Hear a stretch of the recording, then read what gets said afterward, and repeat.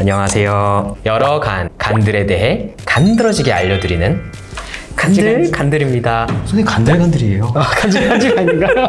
이번 시간에는 소화기내과 웃지 마요. 이번 시간에는 소화기내과 백우현 교수님을 모시고 간내 담관암에 대해서 설명을 드리도록 하겠습니다. 안녕하십니까. 저는 소화기내과 백우현입니다. 췌장이랑 담도를 전공으로 하고요. 췌담도 관련된 내시경이랑 초음파 내시경도 같이 하고 있습니다. 간내 담관암 어떤 건가요? 간단히 말씀드리면은 담즙이라는 건 결국 간에서 만들어지잖아요. 네, 쓸개에서 만들어지는 건 아니었나 보군요. 간에서 만들어진 담즙이 차례대로 이제 내려오게 되는데 담간의 어느 위치에 생기느냐에 따라서 간 안쪽에 생기는 것이 결국 간내 담관암, 간 중간에 경계 부위에 생기는 것을 간문부 담관암, 간 바깥의 담도에 생기는 것을 간외 담관암 나눌 수가 있습니다. 환자들이 담관암 이렇게 하면 담도암이랑 다른 건가요? 이렇게 질문하시는 분들이 더 있거든요. 어떤 게 맞는 건가요? 환자분들 중에는 쓸개랑 담낭이랑도 좀 헷갈려 맞아요. 하시는 분들 계신데 두 개가 같은 명칭이고 담도랑 담관이랑도 같은 명칭이라고 생각하시면 됩니다. 이 간내 담관암 일반적으로는 간세포암이 많거든요. 그렇죠. 좀 다른 건가요? 똑같이 암인 거죠? 예, 맞습니다. 간에 1차성으로 생길 수 있는 암이 크게 두 가지가 있는데요. 첫 번째 이제 간세포암. 간세포에서 만들어지는 암이 간세포암이 되겠고요. 두 번째로 흔한 암이 간내 담관의 상피세포. 여기서 생기는 암이 담관암이 될 수가 있겠습니다. 1차성 간에서 생기는 암 중에 한 20% 정도를 차지하는 것으로 알고 있습니다. 간세포암 같은 경우는 암의 고위험군이 우리가 잘 알고 있잖아요. 뭐 예를 들어서 B형간염, C형간염, 알코올. 그런 고위험군은 나라에서도 6개월마다 이제 검사를 하라고 의료비를 지원을 해주고 비교적 조기에 발견되는 경우가 많기 때문에 아무래도 더 예후가 좋겠고요. 치료가 이미 여러 가지 방법이 개발되어 있고 예후가 좀 더 좋은 것으로 되어 있지만 이제 간내 담관암 같은 경우는 아무런 병이 없는 그냥 아주 건강한 간에서도 생길 수가 있기 때문에 조기 진단이 어렵다는 것이 간세포암보다 이제 더 나쁜 예후를 보일 수 있는 중요한 이유가 되지 않을까 싶습니다. 그렇다면 어떤 증상이 있을 때 간내 담관암이 있지는 않을까 의심을 해볼 수 있을까요? 간내 담관암이 발견이 늦게 되는 이유가 간이라는 게 뭐 침묵의 장기로 잘 알려져 있으니까 증상이 없기 때문에 그리고 증상이 나타나면은 이미 뭐 다른 데 전이가 된다든지 암 자체가 많이 커져가지고 다른 장기를 눌리거나 침범해서 생기는 증상이기 때문에 무증상으로 처음에 나타나는 게 이제 나쁜 예후를 진단은 선생님 어떻게 하나요? 영상검사 이런 걸 할 수 있나요? 가장 기본적으로 할 수 있는 거는 초음파. 가장 이제 환자한테도 부담이 덜 되고 뭐 방사선 노출도 없고 간내 담관암 같은 경우는 대부분 덩어리를 형성하기 때문에 초음파에서도 잘 보일 수가 있습니다. 초음파에서 의심이 되거나 다른 증상이 있거나 간 기능 검사에서 약간 이상이 있다거나 그럴 때는 CT 같은 것도 많이 도움이 될 수가 있습니다.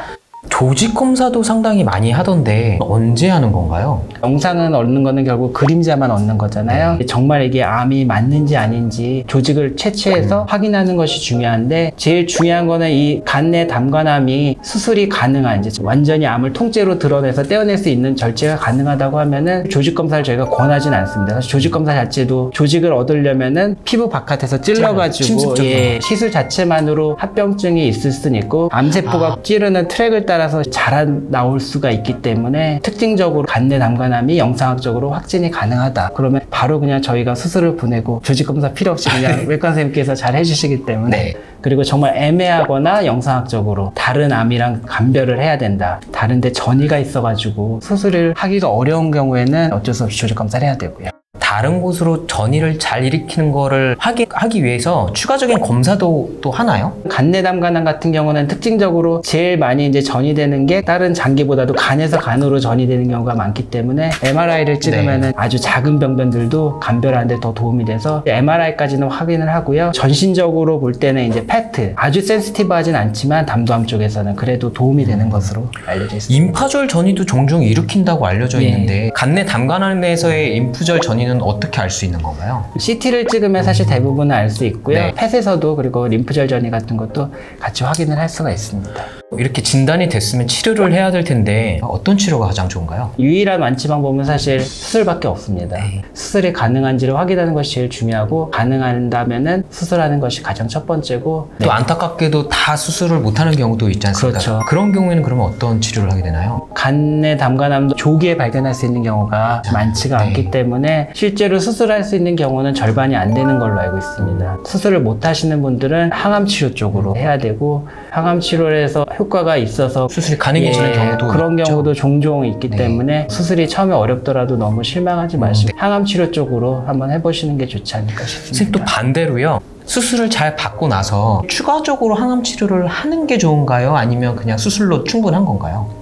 아직까지도 이제 의학적으로 충분한 데이터가 많지는 않고, 왜냐면은 사실 담관암 자체가 서양에 비해서 동양 쪽에서도 많고, 특히 이제 극동지방이라든지 아니면 네. 동남아시아, 태국 그런 데가 많아가지고요. 다른 암에 비해서는 담도암 이쪽이 많이 발전은 안 돼 있는 것 같아요. 항암 치료 네. 쪽으로는. 그래도 이제 최근에 여러 가지 데이터를 보면은 수술을 하고 나서 항암 보조요법이 재발을 더 막을 수 있고 무병 생존 기간을 늘릴 수 있다는 보고가 돼 있어서 수술 후 잘 회복이 되시고 합병증이 없으면은 가급적 저희가 수술 후 보조요법으로 항암 치료를 권해드려서 재발을 막도록 치료를 같이 해보고 있습니다. 선생님 쉽진 않겠지만 이런 간내 담관암의 예방 방법, 조심해야 될 거 이런 건 따로 없을까요? 예방을 하려면은 위험 인자를 알아야 되죠. 네. 어떤 게 생기는지.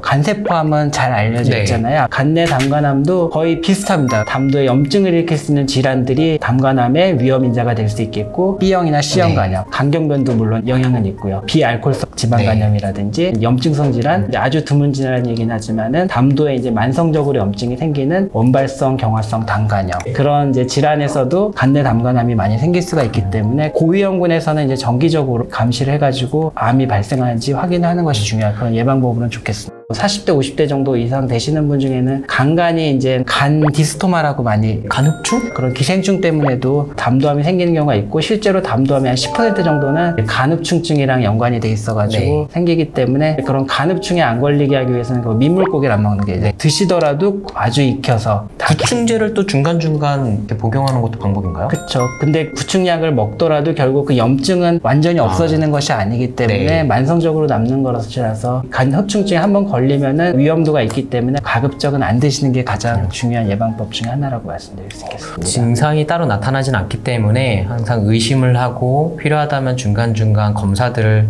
좀 자주 확인을 해야 되겠네요. 아, 예. 선생님 마지막으로 환자 그리고 보호자분들에게 이런 건 좀 더 알아주셨으면 좋겠다 이런 내용이 있을까요? 간내 담관암이 다른 암에 비해서는 이제 예후는 많이 안 좋은 편이긴 합니다. 그래도 이제 항암 치료도 그렇고 면역 관문 치료제, 면역 억제제, 표적 치료제 그런 게 많이 개발이 되었고, 특히 이제 간내 담관암 같은 경우에는 이런 면역 억제제라든지 아니면 표적 치료제에 이제 한 10에서 20% 정도 환자는 어느 정도 반응을 하는 것으로 보여주고 있어서 환자분들도 힘내셔서 잘 치료받으시기 바랍니다. 사실 간내 담관암일 경우에 간이식은 치료 방법에 포함되지 않습니다만 간 절제가 워낙에 많이 발전하고 있고 더불어서 항암 치료도 많이 발전을 했기 때문에 절대 포기하지 마시고 치료에 임해 주시면 좋겠습니다.